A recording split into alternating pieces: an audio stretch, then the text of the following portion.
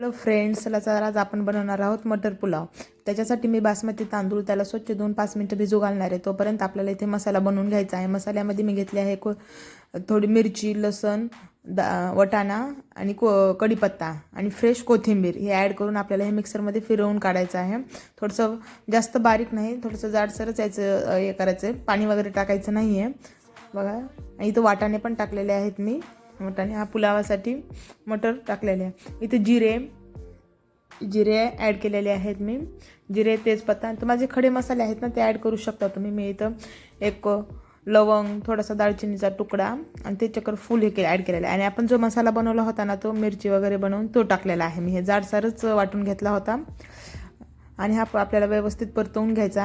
हा झाला ना, आपल्याला याच्यामध्ये एक वाटी मटर ॲड करायची आहे। छोट्या वाटीने मी 1 वाटी मटर ॲड केलेली आहे। आपण इथं काहीच बटाटे, टोमॅटो वगैरे असं काहीच नाही, कारण आपण इथे फक्त मटर पुलाव बनवत आहोत। तर आपण जे भिजवलेले तांदूळ आहेत ना ते ॲड केलेले आहेत, बासमती तांदूळ ॲड केलेले आहेत। आपण तुम्ही कोणताही तांदूळ वापरू शकता। इथं धनपूड टाकलेले आहे, चवीपुरती मीठ टाकलेले आहे आणि मी 1 वाटी तांदूळ घेतले होते, ते भिजू घालून ठेवले होते। त्याच्यामध्ये 2च वाट्या पाणी लागतंय। मी इथे फ्रेश इथं पाणी व्यवस्थित मिक्स करून घ्यायचं आहे याला छान असं। आणि इथं आपल्याला 2च शिट्टी घ्यायची आहे कुकरच्या।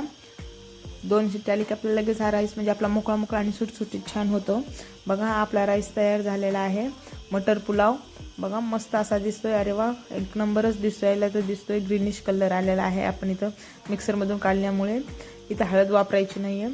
आणि त्याच्यासोबत एक पापड। तुम्हाला जर हा व्हिडिओ आवडला असेल तर लाईक करा, शेअर करा। थँक्यू।